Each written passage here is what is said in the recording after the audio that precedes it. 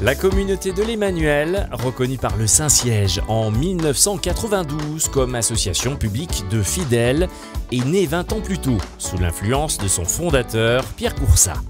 Elle rassemble des prêtres, des consacrés, des familles et des célibataires et fait partie de ce que l'on appelle le renouveau charismatique. Répartie sur 60 pays, la communauté de l'Emmanuel, qui signifie « Dieu avec nous », œuvre au service de l'Église catholique en s'appuyant sur la complémentarité de ses différents états de vie. Chaque année, en collaboration avec les évêques, les prêtres de la communauté sont envoyés pour certains au service des paroisses, d'autres au service de missions plus larges en fonction de leur charisme et des besoins de l'Église. Pour mieux comprendre le rôle du prêtre en charge de la paroisse qui lui est confiée, voici le témoignage de l'un d'entre eux, le père Paul Dollier. Il revient sur son expérience de curé qui a duré 7 années en tant que modérateur des paroisses de Notre-Dame de Lourdes et Saint-Pédis à Vannes, accompagné par les pères Benoît Laude et Patrick Monnier. Rencontre au travers de son témoignage d'un prêtre parisien ordonné il y a 14 ans et novice dans sa prise de fonction de curé en 2012.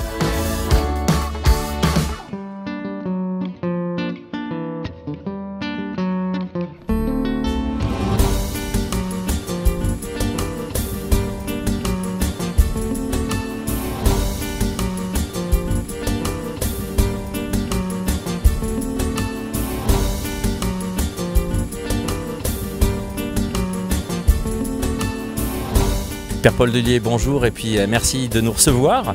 Merci de répondre à nos questions en cet après-midi où il fait beau, quelques rayons de soleil à la fois sur le golfe et puis devant ce lieu majestueux, donc qui est le golfe du Morbihan avec cette mer que vous connaissez bien. Vous êtes arrivé il y a quelques années, envoyé non seulement par la communauté de l'Emmanuel et puis par votre évêque ici pour missionner pendant 7 ans. Comment se sont passés ces 7 ans où vous avez été donc responsable, je le rappelle, donc des paroisses Saint-Pédis et Notre-Dame de Lourdes à Vannes? Ce que je garde comme sentiment au bout de 7 ans, ça a été un accueil très bienveillant des paroissiens. Vous savez, quand on est aimé quelque part, eh bien on se déploie. Et je dois dire que cette paroisse m'a permis, je pense, d'ouvrir en moi des capacités. Voilà, et la découverte du ministère de curé aussi, ce qui est un peu nouveau.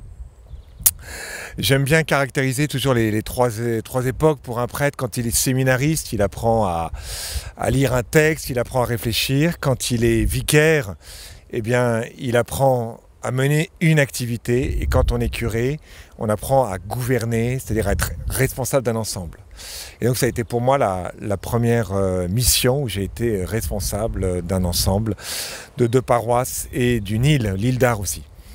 Vous allez prendre de nouvelles responsabilités dans quelques semaines maintenant, nous en reparlerons dans quelques instants.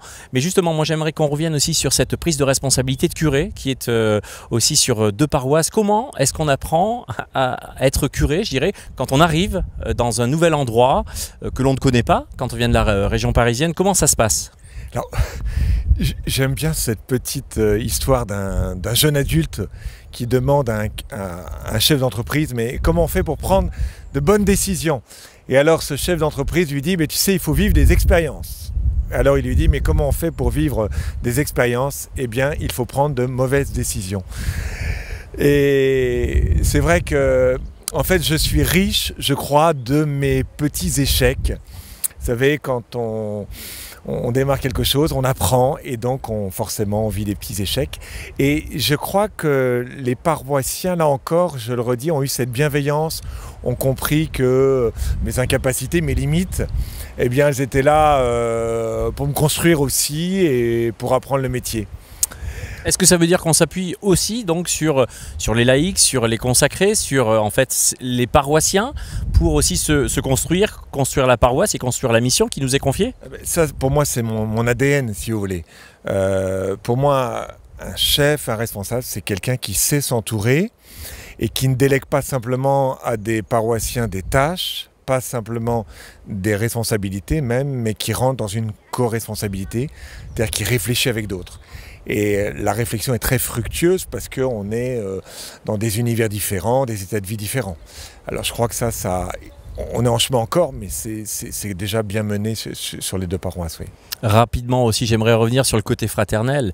La communauté, la fraternité, c'est quelque chose que vous avez encouragé. On sait très bien que pour des rentrées, pour des occasions aussi liturgiques, vous n'avez pas hésité en fait à organiser des repas, des moments conviviaux et fraternels afin de se découvrir, se rencontrer et aussi annoncer la bonne parole. Oui, la paroisse devient de plus en plus fraternelle, mais attention, on est en chemin. J'aime bien dire qu'une paroisse qui est mature, c'est une paroisse où les laïcs ne disent pas « les curés ont décidé », mais « nous avons décidé ». Et on est encore en chemin. Je ne crois pas que tous les paroissiens peuvent déjà dire « nous avons décidé », on est en chemin, c'est super, il y a du travail pour la suite. D'accord, alors donc vous venez d'employer le mot suite, ça veut dire que cela nous amène directement donc à parler des projets futurs. On le disait il y a un instant, il y a du changement dans votre mission. Est-ce qu'on a le droit un petit peu de savoir concrètement ce que vous allez faire ? Ça y est, maintenant c'est officiel. Donc moi je pars l'année prochaine à Chézelles pour 1 an. C'est une maison de retraite, une maison où on reçoit des pèlerins, où on vit des séminaires, juste à côté de l'île Bouchard. Donc je serai pendant 1 an pour un ministère plus de prédication et d'accompagnement de groupe. Et puis ensuite j'aurai un ministère en paroisse. Et je peux dire, mon collègue le Père Benoît, lui, part à l'île Bouchard dans l'ensemble paroissial, c'est plusieurs paroisses, donc pour un ministère en paroisse. Voilà, il ne peut pas être là, le Père Benoît, il est en retraite en Autriche en ce moment, quand je vous parle. Vous avez lancé aussi, initié, vous avez été à l'écoute pendant toutes ces années aussi avec les personnes qui vous entouraient, les frères et sœurs de communauté, mais pas seulement, les paroissiens aussi, à qui vous avez confié des responsabilités, vous venez de le dire. Vous avez eu, j'imagine, certaines des moments de satisfaction, des moments peut-être d'épreuve, d'échecs, vous en parliez il y a quelques instants. Quelles ont été peut-être ces satisfactions? Parce que quand on plante une graine, on a des fois aussi le plaisir aussi à voir germer la plante. Quelles ont été ces satisfactions? Un peu ma grande réjouissance, ça a été la sortie de ce parcours Saint-Marc. En fait, je me suis rendu compte que... Qu'est-ce que c'est que si on peut expliquer quand même en 2-3 mots? Oui, le parcours Saint-Marc, c'est en fait cette formation de disciples. Jésus a formé ses disciples avec une certaine pédagogie qui est inscrite dans l'Évangile. Et j'ai essayé d'actualiser en fait cette formation pour les paroisses et les communautés. Et ma grande joie, c'est que cette formation vient de sortir au moment de l'anniversaire de Saint-Vincent-Ferrier, du 600e anniversaire, très curieux sur notre diocèse. Donc elle est sortie en vidéo. Maintenant, elle est accessible à tout le monde. Alors, cette formation, c'est un petit peu un journal de bord, c'est-à-dire c'est ce que j'ai vécu en paroisse pendant 7 ans, avec un savoir-faire, avec des réflexions sur la manière de gouverner, sur la manière de se sanctifier. Et tout ça, ça a été inscrit dans ce parcours en vidéo, qu'on appelle MOOC. C'est une formation en ligne ouverte à tous et gratuite. Voilà, on peut la piller. C'est un mot à la mode, MOOC. En fait, ce sont des nouvelles technologies qui permettent effectivement de bénéficier pour les internautes de contenu. On mettra peut-être dans la description de cette vidéo en fait les liens si cela est possible. Donc pour retrouver donc ce parcours Saint-Marc. Sur Mail Emmanuel, voilà. Sur voilà. Mail Emmanuel, elle est disponible. Voilà. Il suffit de mettre son mail, c'est tout. Qui dit formation, qui dit parcours Saint-Marc, vous venez de nous le présenter, de nous en reparler, dit aussi peut-être une suite. Comment est-ce que vous sentez, vous qui êtes sur le départ, comment vous sentez peut-être la suite dans la mission, je dirais, de ces paroisses Notre-Dame de Lourdes et puis Saint-Pédis sur le pays de Vannes? Est-ce qu'il y a des choses que vous sentez déjà peut-être pour vos successeurs? Je pense qu'on a bien assis dans la paroisse la question de la formation.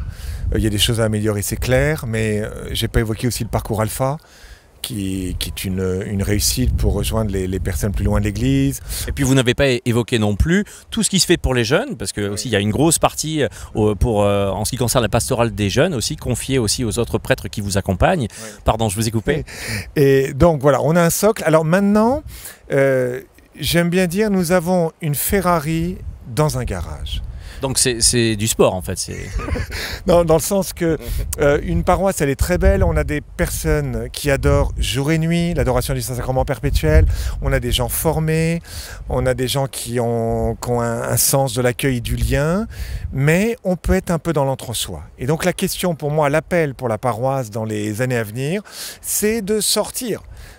Il faut que... D'aller aux alentours chercher D'aller aux alentours. Les personnes qui ne connaissent pas le Seigneur, la foi, ou d'aller d'aller chercher, c'est-à-dire que j'aime bien le pape François qui dit, quand il commente la parabole de la brebis perdue, il dit en fait, nous dans l'église, il y a 99 brebis qui sont perdues, il y en a une qui est dans la bergerie et qu'on soigne et dont on prend soin, et parfois on est 1, 2, 3 pasteurs à prendre soin de la brebis. Et alors, il a cette expression, une brebis, il ne faut pas simplement s'en occuper, la soigner, la coiffer, mais il faut aller la chercher, hein, et ça c'est autre chose. Donc je pense que en fait l'enjeu pour les paroisses, c'est d'aller à l'extérieur, c'est-à-dire, alors comment? D'abord en se posant la question, qu'est-ce qui m'empêche moi d'être un saint? Qu'est-ce qui m'empêche moi d'être totalement saisi par toi? Au niveau de la communauté, vous voyez. Et ensuite, dans un deuxième temps, qu'est-ce qui empêche le monde de nous rencontrer et de rencontrer le Christ? C'est mortel, hein. Une paroisse, vous voyez, qui reste en elle-même comme un ensemble clos peut mourir. Il y a cette expression d'un pasteur américain qui disait « L'impression sans expression conduit à la dépression ». Hein, l'impression, c'est-à-dire je reçois, sans expression, sans manifestation, conduit à la dépression. Donc c'est très beau, on a vécu le parcours Saint-Marc, l'évangile, mais après l'évangile, nous avons ce qu'on appelle les actes des apôtres. Et donc, la phase, je pense que le prochain curé aura ça comme mission, c'est-à-dire de passer de l'évangile aux actes des apôtres, c'est-à-dire d'être vraiment l'Église. Et comme disait James Malone, pareil, quelqu'un qui réfléchit beaucoup à la nouvelle évangélisation, il dit l'Église est la seule organisation qui existe principalement pour ceux qui n'y appartiennent pas. Donc est-ce qu'on va se poser, supplier le Seigneur pour dire écoute Seigneur, on a un trésor, on n'est pas une bande d'anciens combattants, ce trésor il est pour le monde, montre-nous comment rejoindre le monde. On va supplier devant le Seigneur et puis on va se mettre à plusieurs. C'est très curieux, mais le Seigneur donne quand on réfléchit à plusieurs. C'est le mystère du corps du Christ, de l'Église. Il y en a un qui a une idée, l'autre la complète et c'est extraordinaire. Est-ce que c'est pas aussi quelque chose que toutes les paroisses de France, de Navarre aussi, si je puis employer cette expression, devraient se poser comme question? On va se poser, on va supplier le Seigneur, on va supplier l'Esprit Saint de venir nous montrer aussi la lumière, c'est se mettre à l'écoute aussi. En fait, c'est ce que demande le pape François pour le nouveau millénaire. Dans son texte « La joie de l'Évangile », il dit en fait il y a des manières de faire qui fait que vous empêchez le non-croyant de venir. Mais c'est pas que vous êtes... Enfin, bien sûr, on peut être plus saint, on peut être plus... Il peut y avoir plus de prières, mais attendez, la question, c'est juste une question de méthodologie. C'est-à-dire que posons-nous la question, mais qu'est-ce qui empêche les incroyants de nous rejoindre? Et posons-nous la question, quels sont les ponts à vivre? Puis l'Église doit le vivre, c'est clair, c'est la vocation de toute l'Église, oui. Et puis je crois aussi que vous insistez aussi sur l'accueil. On sait que des fois il y a des célébrations dans les paroisses, dans vos paroisses, qui justement commencent par un temps d'accueil. On se retourne, on salue la personne qui nous accompagne pour vivre aussi la célébration ensemble. Oui, on essaye. En fait, on s'aperçoit que, par exemple, le mois de septembre, beaucoup de recommençants viennent à la paroisse. S'ils ne sont pas accueillis dans les premières semaines, eh bien, ils n'ont pas rencontré des frères, en fait, ils n'accrochent pas. Hein. Qu'est-ce qui fait qu'on aime bien notre paroisse? C'est parce qu'on est reconnu, qu'on est appelé par son prénom. Parfois, pour certains, on découvre d'abord l'Église avant de découvrir le Christ. C'est curieux, hein? Mais j'ai d'abord découvert des frères, des sœurs, des gens qui m'aimaient, des gens qui me demandaient quelque chose. Et ces gens-là m'ont conduit au Christ. Voyez. Donc c'est important de soigner l'accueil, c'est important d'être humain.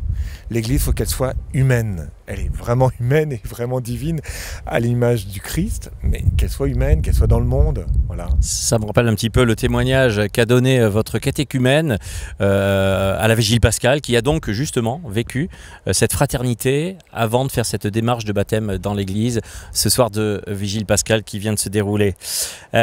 Qui dit aussi départ, dit suite forcément, des gens qui peut-être vont vous regretter, qui vont se dire bon allez le Père Paul s'en va, bon c'est dommage, on a vécu des choses chouettes. D'un autre côté c'est peut-être bon aussi de rappeler qu'un prêtre n'est pas fixé tout le temps de sa vocation sur un seul et même endroit. Il est appelé aussi des fois par sa communauté, par son évêque à aller œuvrer ailleurs et remonter un autre projet. Je crois que c'est important de le souligner. Oui, alors beaucoup de gens disent oh, on s'est habitué à vous, etc. J'ai envie de dire qu'un prêtre, un curé de paroisse, il est donné pour un temps.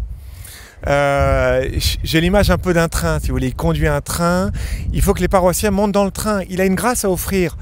La grâce du Père Paul Delier, c'est pas la grâce du suivant, c'est autre chose, c'est pas la grâce du précédent.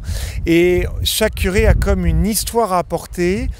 Et à la fois le curé doit monter dans le train qu'est la paroisse, elle a une histoire aussi, il faut qu'il intègre qu'il a à se convertir avec le peuple qui lui est donné. Mais ces paroissiens aussi ont à monter dans le train. Voilà, et donc parfois regretter ou s'arrêter à une figure sacerdotale, c'est un peu stagner et ne plus progresser. Un autre curé va être donné, c'est une nouvelle aventure, il faut en profiter. Voilà, il ne faut pas louper, louper le train, quoi. Faut monter dans le wagon. Et puis c'est une grâce aussi d'année directement aussi par le Seigneur, hein, qui met ses serviteurs en place dans telle ou telle mission. Si on devait terminer, voilà, on vient de voir de magnifiques images de ce golfe du Morbihan dans lequel vous avez vécu toutes ces années, que vous avez aimé, vous en avez bien profité, je pense. Si vous deviez donc donner pour terminer un petit mot, voilà, peut-être vous adresser directement face caméra en fait aux personnes voilà, que vous laissez derrière, afin qu'ils restent aussi des missionnaires avec la grâce qu'ils ont reçue.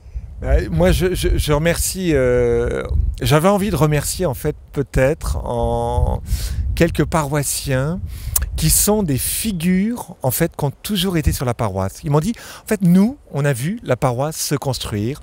Je pense à une certaine aux sœurs Lebrun, à Michel et Thérèse qui ont vu la paroisse se bâtir. Je pense à Angèle. J'ai d'autres figures, vous voyez, et qui ont toujours accueilli les nouveaux curés qui leur ont été donnés. Cette image de fidélité, de recevoir l'Église telle qu'elle nous est donnée, non pas telle qu'on la rêve, est pour moi aussi stimulant comme belle image de fidélité. Donc merci à eux, merci à elles. Merci à elle et puis merci à tous ceux qui acceptent et accepteront de se laisser surprendre par la nouveauté. Merci Père Paul Delier de nous avoir accompagnés pour ce temps et puis de nous avoir ouvert votre cœur. Nous prions pour vous, pour cette belle mission qui est la vôtre et celle qui va venir dans les quelques semaines qui suivent.